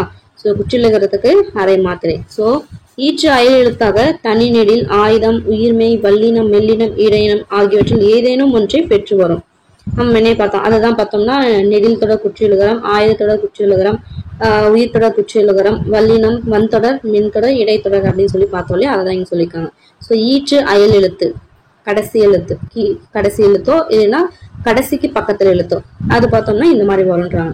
அதே மாதிரி நெடில்தொடர் குற்றியலுகரம் மட்டுமே 2 எழுத்துக்களை பெற்று வரும். ஓகேங்களா? நம்ம முன்னே பார்த்தோம். ஸோ வந்து பார்த்தோம்னா நெடில்தொடர் மட்டும் தான் எத்தனை 2 எழுத்து வரும். ஏனைய 5 எல்லாமே பார்த்தோம்னா நிறைய 2க்கு மேற்பட்ட எழுத்துக்கள் வந்து வரும் அப்படின்றாங்க. ஓகேங்களா? ஸோ நெடில்தொடர் மட்டும் தான் 2 வரும். இதெல்லாம் ஸ்டேட்மெண்ட்ல கொடுத்து கேட்பாங்க, பார்த்துக்கணும். ஓகே, அதான் என்ன சொல்றாங்கன்னா நெடிலோடு ஆயுதம் உயிர்வழி மெலியிடை தொடர்மொழி இறுதி வன்மை உகரம் அக்கும் பிறமேல் தொடரவும் பெறுவேன் அப்படின்னு சொல்லிட்டு நன்னூல் சொல்லியிருக்காங்க. ஸோ இதுல ஜஸ்ட் வந்து ஏதாவது ஒரு லைன் கொடுத்து எதுல வருதுன்னு சொல்லி கேட்கலாம். நன்னூல். ஸோ தொல்காப்பியம் எழுதக்கூடாது, நன்னூல். ஓகேங்களா? அவ்வளவுதான். ஸோ அவ்வளவுதான். குச்சியலுகரமே அவ்வளவுதான் விஷயம். ரொம்பவே ஈஸியா இருக்கு இல்லையா? அடுத்து குச்சியலுகரம் அதோட ஈஸியா இருக்கும். ஸோ எப்படி குச்சியலுகரம் எப்படி பிரிச்சோமோ அதே குச்சியலுகரம் பிரிச்சோம்னா குறுமை கூட்டல் இயல் கூட்டல் இகரம் அப்படின்னு சொல்லி பிரிக்கலாம். ஸோ குறுமை என்றால் குறுகிய, இயல்னா ஓசை, இகரம்னா இகரம்னா ஈ. ஸோ குறுகிய ஓசையுடைய இகரம் தான் என்னது? குச்சியல் இகரம். ஸோ குச்சியல் உகரத்தின் உகரம் எப்படி ஒரு மாத்திரை வந்துச்சோ அந்த மாதிரி குச்சியல் இகரத்துல ஈக்கும் பார்த்தோம்னா ஒரு மாத்திரை தான். ஸோ ஒரு மாத்திரையில இருந்து எப்படி அது அரை மாத்திரை குறைஞ்சோ அதே மாதிரி இதுவும் அரை மாத்திரை குறைந்து ஒழிக்கும். அந்த மாதிரி குறைந்து ஒழிச்சுன்னா அது குச்சியல் இகரம் அப்படின்றாங்க. ஸோ எக்ஸாம்பிள் பார்த்தோம்னா நாகு கூட்டல் யாதுன்னா அது நாகி யாதுன்னு சேரும்.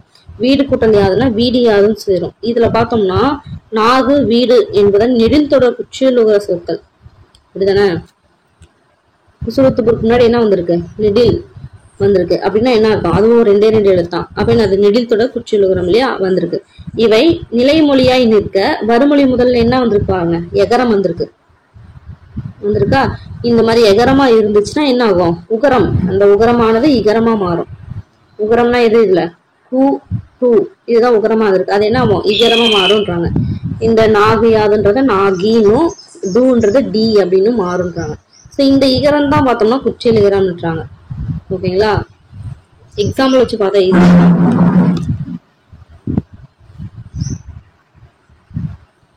ஸோ நாகு யாதுல பார்த்தோம்னா இது பார்த்தோம்னா நிலைமொழி, இது வந்து வருமொழின்னு எடுத்துக்கிட்டோம்னா இதுல இது பார்த்தோம்னா நெடில் தொடர் குச்சியல் உகரம்.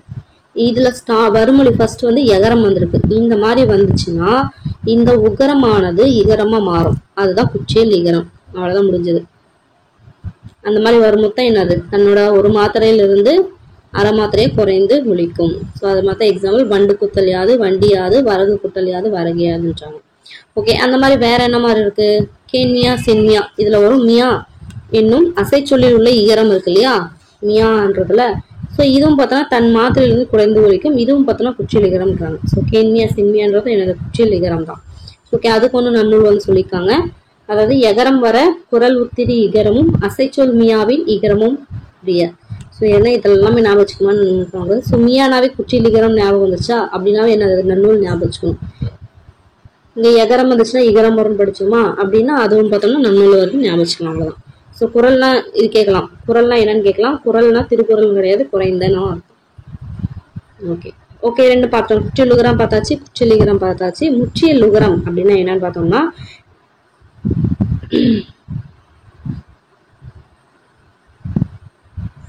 ஓகே உகரம் இகரம்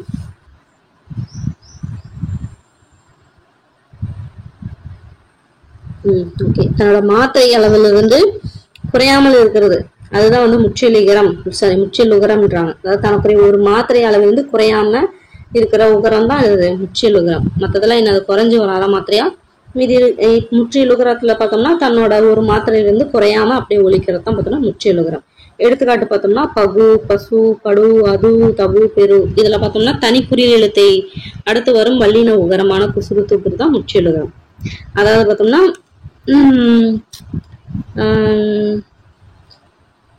இது எல்லாமே எப்படி இருக்கு? குறில் தொடர் வந்திருக்கா? ஃபர்ஸ்ட் பாயிண்ட் குறில். அங்க மேல பார்த்தோம் நெடில் தொடர் குச்சியல் உகரம் பார்த்தோம்னா என்னன்னு பார்த்தோம்? எல்லாமே நெடில், பக்கத்துல வந்து குசுகுத்து புரு வரும் பார்த்தோம். இது பார்த்தோம்னா குறில், குறில் பக்கத்துல குசுகுத்து புரு வரும். அந்த மாதிரி வந்துச்சுன்னா அது முற்றிலுகரம்ன்றாங்க. 2வது பாயிண்ட். இதுல காணும், உண்ணு, உருமு, இதுல பார்த்தோம்னா ஈட்டில் உள்ள மெல்லின நூ மூ உகரங்கள் பார்த்தோம்னா என்னது முற்றிலுகரம். நூ மூன்றது மட்டும் என்னது முற்றிலுகரம் அப்படின்றாங்க. ஓகேங்களா? என்னென்ன எழுத்து நூ மூன்றது ஞாபகம் வச்சுக்கணும். அடுத்து அதே மாதிரி இதுல எழு, தள்ளு, கதவு, இதுல ஈற்றுள்ள இடையின உகரத்துல லு, லு, உ, இது பார்த்தோம்னா முற்றிலுகரம். இந்த மாதிரி தனி குரலை அடுத்து சொல்லின் இறுதியில் வரும் வல்லின மெய்யின் மேல் ஊர்ந்து வரும் முகரம், பொதுவாக சொல்லின் இறுதியில் மெல்லின மெய்யின் மேல் ஊர்ந்து வரும் முகரமும் இடையில் மெய்யின் மேல் ஊர்ந்து வரும் முகரம் ஆகிய மூன்றும் பார்த்தோம்னா முற்றிலுகரம் தான். என்ன சொல்றாங்க? ஃபர்ஸ்ட் என்னது? தனிக்குறிலை அடுத்து வரும் சொல்லின் இறுதியில் வரும் வல்லின மெய்யின் மேல் ஊர்ந்து வரும் முகரம். ஃபர்ஸ்ட் தனிக்குறிலுக்கு அடுத்து வர உகரம். அடுத்து பொதுவாக சொற்களின் இறுதியில் மெல்லின மெய்யில் மேல், மெல்லின மெய்யில்னா என்னது? நான் வருதா இங்க? உண்ணுல பாருங்க எக்ஸாம்பிள். உண்ணுல இதுல ஊர்ந்து வர உகரம், அந்த உகரம். அதே மாதிரி பொதுவாக சொற்களின் இறுதியில் மெல்லின மெய்யின் மேல, மெல்லின மெய்யின் மேல ஊர்ந்து வரும் உகரம். அதே மாதிரி இடையின மெய்யின் மேல ஊர்ந்து வரும் உகரம். இது மூணுமே பார்த்தா முற்றிலுகரம். ஸோ குறியலுக்கு அப்புறம் குறியல் வந்துச்சுனாவே மேக்சிமம் முற்றிலுகரம் தான் வரும் அப்படின்றாங்க. ஸோ நெடில் வந்துச்சுனாலே மேக்சிமம் அது என்னது உகரம், குற்றியல் உகரம் போயிடும் அப்படின்னு சொல்றாங்க.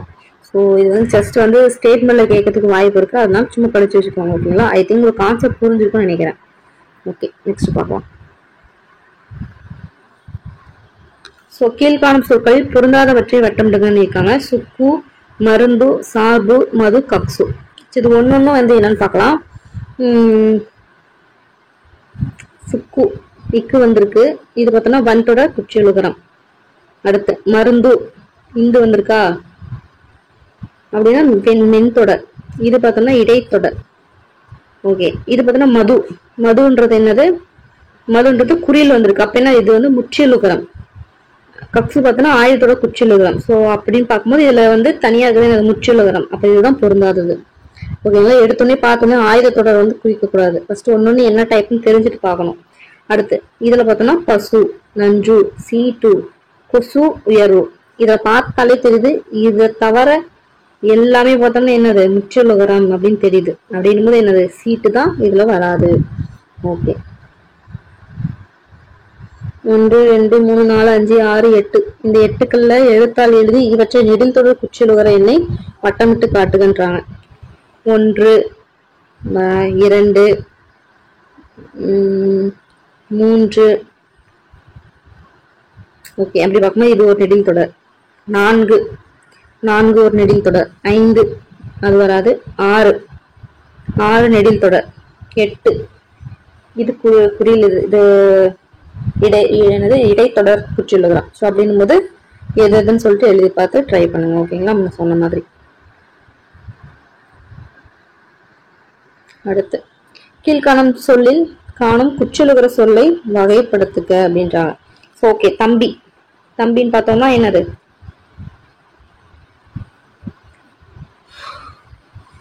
இம்மன் இருக்கு. இம்முனா என்னது? மென்தொடர். சுக்கு, சுக்குல பார்த்தோம்னா வன்தொடர். மிளகு என்னது? உயிர்த்தொடர் குற்றியலுகரம். ஓகேங்களா? ஸோ அந்த மாதிரி இதையும் வந்து ட்ரை பண்ணுங்க.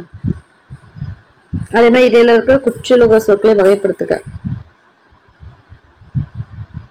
உங்களுக்கு சொல்லிட்டேன் இல்லையா? எல்லாமே ட்ரை பண்ணுங்க. ஓகே, கோடிட்டுடைய குற்றியலுகர சொற்களை நிர்ணயிப்பது. கிளைக்கு கிளை, குரங்கு தாவியது. சிறுவன் பந்து வைத்து விளையாடினான். புற்றொடி பூக்களை கொய்து வந்தால் சொல்லாமா? தூ வருது இல்லையா? குயவர் பானையை வணைந்து கொண்டிருந்தனர். பாலின் நிறம் கொண்ட பறவை என்னது? கொக்கு. ஓகே, இதுல இருக்க முற்றிலுகர சொற்கள் வந்து எதுன்னு சொல்லிட்டு மட்டம்ல சொல்லிருக்காங்க. பசு,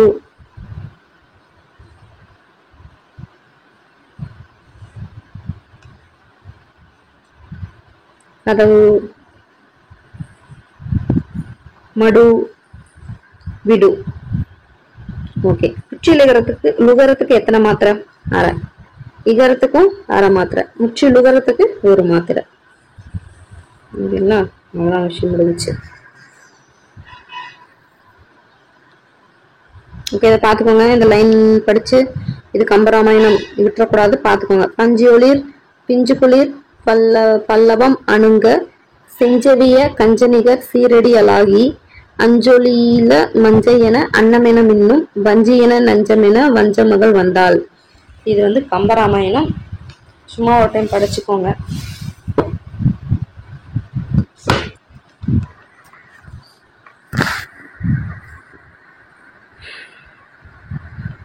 இது அந்த அளவுக்கு வேண்டாம். ஓகே, இது பார்க்கலாம். செய்வினை தொடர், செய்யப்பாட்டு தொடர். இது வந்து ஒரு சிலபஸ் இது டாபிக். ஸோ செய்வினைக்கும் செய்பாட்டு வினை அப்படின்னா என்ன அப்படின்னு பார்க்கலாம். ஃபார் எக்ஸாம்பிள் பார்த்தோம்னா கயல்விழி பாடத்தை படித்தாள் அப்படின்னு பார்த்தோம்னா செய்வினை தொடர். இதுல பார்த்தோம்னா அதாவது கயல்விழி தான் வந்து அந்த பாடத்தை படித்தாள். ஸோ தான் செய்யற செயலை வந்து அப்படியே சொல்றதுதான் வந்து செய்வினை. ஓகேங்களா? ஸோ இதே பார்த்தோம்னா செய்யப்பாட்டு வினைனா பாடம் கயல்விழியால் படிக்கப்பட்டது. ஓகேங்களா? ஸோ இந்த பயனிலையோட என்னது பட்டது இந்த மாதிரி வந்துச்சுன்னா என்னது? ஸோ பயனிலைனா கடைசியில் வரதான் பயனிலை. என்ன பயன்? கயல்விழி பாடத்தை படிச்சதுனால என்ன பயன்? அந்த மாதிரி படித்தா பாடத்தை வச்சு என்ன பண்ணா? படித்தாள். அதுதான். ஸோ அந்த இது பார்த்தோம்னா பட்டது அப்படின்ற ஒரு விகுதியோட சேர்ந்து வரும்.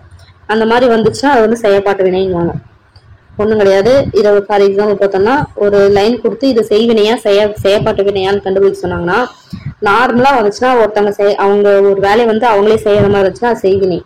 இதே வந்து பட்டது படு அந்த மாதிரிலாம் வந்துச்சு அப்படின்னு சொன்னா அது செய்யப்பாட்டு வினை.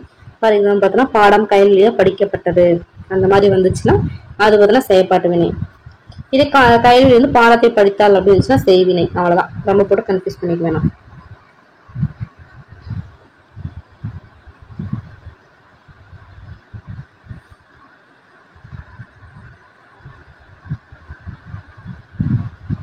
ஓகே, இத பயிற்சி பார்க்கலாம்.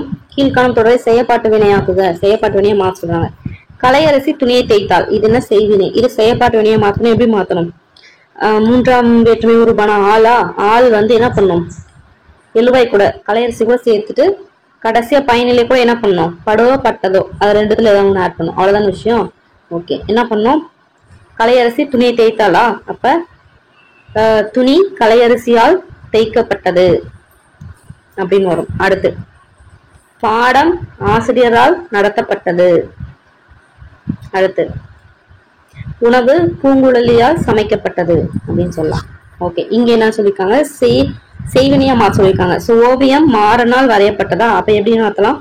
அந்த ஆள் எடுத்துருங்க, பட்டதை எடுத்துருங்க, அவ்வளவுதான் முடிஞ்சு. அப்ப வந்து இது மாத்தி போடணும். எழுவாய் கரெக்டா அந்த இதை போடணும்.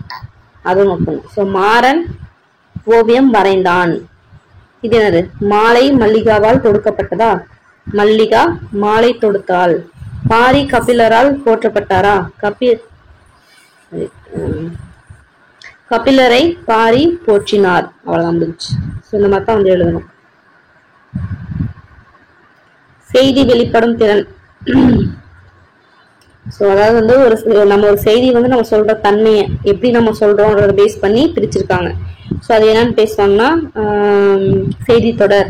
அதாவது நம்ம ஒரு ஃபேக்டா நம்ம வெளிப்படுத்துறோம்னா அது செய்தி தொடர். இது வந்து நம்ம ஒரு கொஸ்டினா கேட்கிறோம் அப்படின்னா அது வினா தொடர். நாம வந்து பார்த்தோம்னா ஒரு உணர்ச்சியா இது பண்ணோம்னா என்னது? உணர்ச்சி தொடர்.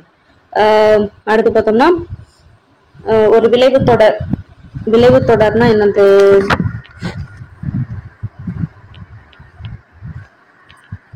எக்ஸாம்பிள் பார்த்தா நீடுழி வாழ்கன்றதான் விளைவு தொடர்னுவாங்க. ஸோ அந்த மாதிரி பார்த்தோம்னா அதாவது வாழ்த்துதல் வைதல், அதாவது வேங்கோல் இல்லையா? வேங்கோல் வினை முற்று இலக்கண குறிப்பில் எல்லாம் எழுதுவோம்.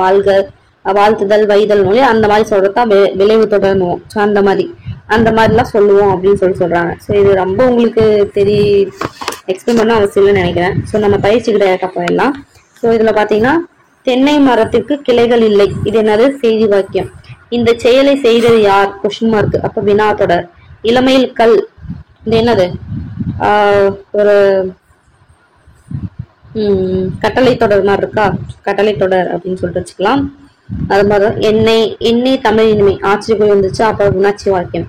சிறந்த நூல்களை அரங்கேற்றுவதில் பண்டைய கால வழக்கம். இது ஃபேக்ட் மாதிரி இருக்கு. ஸோ ஃபேக்டா நம்ம எடுத்துக்கலாம், செய்தி தொடர்னு வச்சுக்கலாம். ஓகே, இந்த உழைத்த பிள்ளையை செய்தி தொடரா மாற்ற சொல்றாங்க. அதாவது ஒரு கட்டளை தொடர் மாதிரி விளைவு வாக்கியம் எடுத்துக்கலாம். விளைவு வாக்கியமா எடுத்துக்கலாம். உழைத்த பிள்ளை அப்படின்னும் போது என்னது செய்தி தொடரா மாற்ற சொன்னாங்க. உழைத்து பிழைக்க வேண்டும் முடிஞ்சு. மாமல்லபுரத்து சிற்பங்கள் மிகவும் அழகாக உள்ளன. உணர்ச்சி தொடரா மாத்தோம்னா என்னே மாமல்லபுரத்து சிற்பங்களின் அழகு அப்படின்னு எழுதணும்.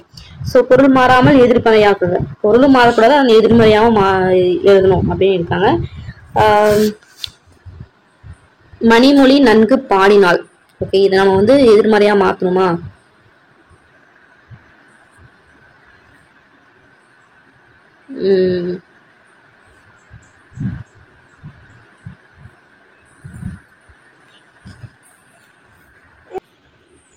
இது எப்படி மாத்தலாம்னா மணிமொழி நன்றாக பாடாமல் இல்லை அப்படின்னு சொல்லிட்டு மாத்தலாம்.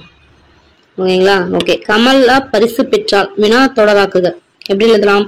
கமலா பரிசு பெற்றாளா அப்படின்னு கேட்கலாம். இல்ல கமலா என்ன பெற்றாள் அப்படின்னு கொஸ்டின் கேட்கலாம்.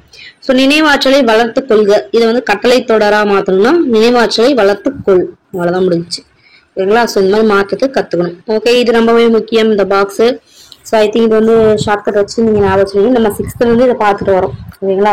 ஒன்றும் கிடையாது. 6th என்ன பண்ணாங்கன்னா 10ஓடு முடிச்சிட்டாங்க. இப்போ 20ஓடு முடிச்சுட்டு அந்த மாதிரி மாத்தணுன்றாங்க. இந்த 10 வரைக்கும் தெரிஞ்சாலே நம்ம மற்ற வந்து மாத்திடலாம். ஸோ வந்து 1க்கு பார்த்தினா கா, 2க்கு பார்த்தினா ஊ, அப்படியே 2 மாதிரியே இருக்கும் ஊ. ஸோ அதை வச்சு ஞாபகம் வச்சுக்கலாம். அடுத்து காங்கா சான் லைனாக வரும். காங்கா சா. அடுத்து பார்த்தோன்னா ரூ,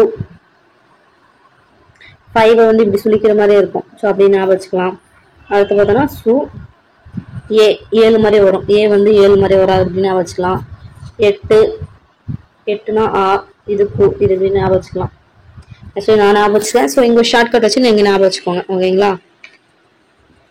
ஸோ அதான் 11 இது வந்து அதே மாதிரி எழுத சொல்லியிருக்காங்க. பயிற்சி வந்து எழுத சொல்லியிருக்காங்க. பயிற்சி எழுதி பார்க்குறீங்களா? எழுதி பாருங்க. ஓகே, நான் விரும்பும் கவிஞர். இது வந்து ரொம்ப முக்கியமான ஒரு டாபிக். இது வந்து செயல்திறன் இருந்தாலும் முக்கியமான ஒரு டாபிக். ஸோ கண்ணல் பொருள் தரும் தமிழே நீ ஓர் பூக்காடு நானோ தும்பி என்று தமிழ் காதல் கொண்டு உடல் மண்ணுக்கு உயிர் தமிழுக்கு. ஸோ இந்த கோட்ஸ் எல்லாம் பார்த்துக்கணும். அந்த கோட்ஸ் எல்லாம் யார் சொன்னாங்கன்னு கேட்பாங்க. ஃபர்ஸ்ட் என்னது? கண்ணல் பொருள் தரும் தமிழே நீ ஒரு பூக்காடு நானோ தும்பி. நீ வந்து ஒரு பூக்காடு, அதை மொய்க்கிற தும்பி நான் அப்படின்ற மாதிரி தமிழை வந்து காதல் கொண்டு பாடினாராம். உடல் வந்து மண்ணுக்கு உயிர் தமிழுக்கு. நம்மளுக்கு நல்லாவே தெரியும். நம்ம ஃபேமஸான கோட்ஸ் இல்லையா? சொன்னதுல யார் பார்த்தோன்னா யாரு? பாரதிதாசன். ஓகேங்களா? பாரதிதாசன் தான் இதெல்லாம் சொன்னாரு. ஓகே, ஸோ அவரை பற்றி நம்ம பார்க்க போறோம். ஃபர்ஸ்ட் பார்க்கலாம். தோன்றி புகழோடு தோன்றுக அகிலா தோன்றலின் தோன்றாமை நன்றின்னு சொல்லிட்டு நம்மளுக்கு ஒரு குரல் தெரியும். ஸோ அந்த மொழிக்கு அந்த குரலுக்கு ஏற்ற மாதிரி இது இருந்தவர் தான் யாருன்னா புதுவையில் பிறந்த புரட்சி கவிஞர் பாரதிதாசன் அவர்கள். ஸோ அவர் என்னைக்கு பிறக்கிறாரு? 29/4/1891. 29/4/1891 ரொம்பவே முக்கியம். டேட் அவங்க எப்போ பிறந்தாங்க அப்படின்றது ரொம்ப முக்கியம். 29/4/1891 இங்க பிறகு புதுவையில. ஓகே, அவரோட அப்பா பேர் என்னது? கனகசபை. அம்மா பேர் லட்சுமி அம்மாள். இதோட போல காணும். ஓகே, இவரோட இயற்பெயர் என்னன்னு பார்த்தோன்னா சுப்பரத்தினம். ஓகேங்களா? சோ அவர் வந்து பாவேந்தர் பாரதிதாசன் சொல்லுவாங்க, புரட்சி கவிஞர்னு சொல்லுவாங்க இல்லையா? சோ ஓகே, இவர் வந்து பார்த்தோம்னா சுப்பரத்தினம் ஒரு கவி.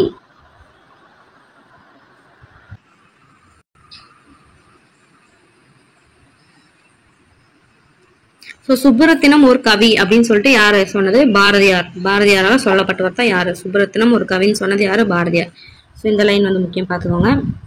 அதுக்கடுத்து நம்மளுக்கு நல்லாவே தெரியும் பாரதியாரோட இது பண்ண அவர் மேல ஒரு பற்றால பாரதிதாசன் மாத்திக்கிட்டான்னு தெரியும். ஸோ அடுத்து பார்த்தோம்னா இவரோட எண்ணத்திலையும் எழுத்துலையும் பேச்சிலும் துடிப்பு இருக்கிறது, புரட்சி இருக்கிறத பார்த்து என்ன சொன்னாங்க? புரட்சி கவிஞர். ஸோ பாவேந்தர் பாரதிதாசன் புரட்சி கவிஞர். அதே மாதிரி சுப்பரத்தினம் ஒரு கவி அப்படின்னு சொல்லிட்டு பாரதியார் சொன்னார். ஓகே, இது நோட் பண்ணிக்கணும்.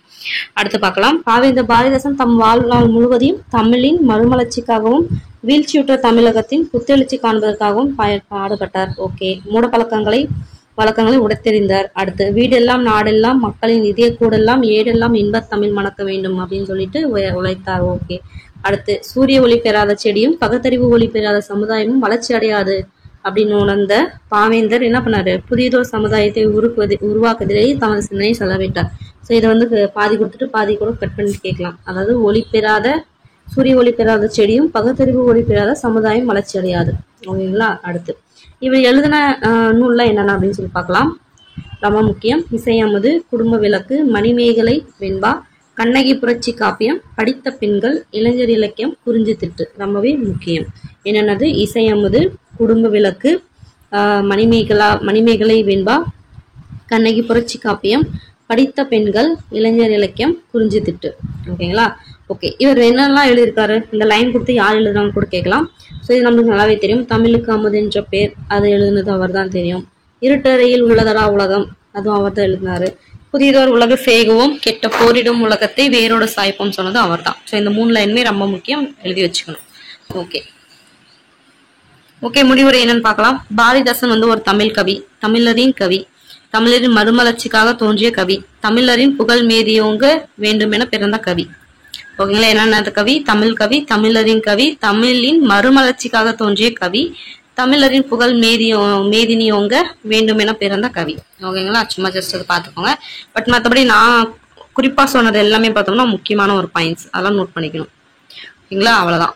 ஓகே, இது பார்த்துக்கோங்க. இது வந்து என்ன சொல்றாங்கன்னா ஒரு கட்டுரை மாதிரி எழுத சொல்றாங்க. ஓகேங்களா? ஸோ அது வந்து இதுல நமக்கு தேவையான விஷயத்த மட்டும் எடுத்துக்கலாம். ஃபர்ஸ்ட் பாரதியார், சுப்பிரமணிய பாரதியார் பிறந்த ஊர் எட்டயபுரம். எந்த ஆண்டு பிறந்தாரு? 1882. அதே மாதிரி பார்த்தோம்னா வேற என்ன? ஓகே, விடுதலை கவி அப்படின்னு சொல்லிட்டு இவர் சொல்றாங்க, அதை நம்ம தெரிஞ்சுக்கணும்.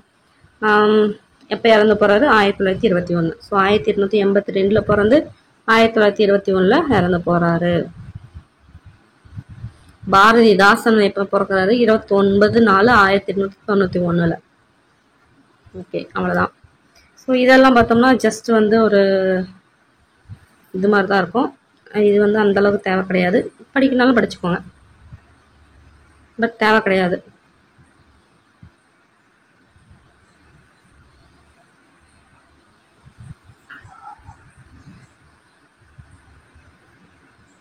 அதாவது அன்னை தெரசா அவங்கள பத்தி கொடுத்துருக்காங்க, ஒரு கதை மாதிரி. பெருசா அந்த அளவுக்கு எதுவும் கிடையாது. ஓகே, அவ்வளோதான். ஸோ நாம் வந்து இயல் 1 வந்து முடிச்சிட்டோம், ஓல்டு புக் 8th. ஓகேங்களா? இயல் 2 வந்து மீட் பண்ணுறேன். பாய்.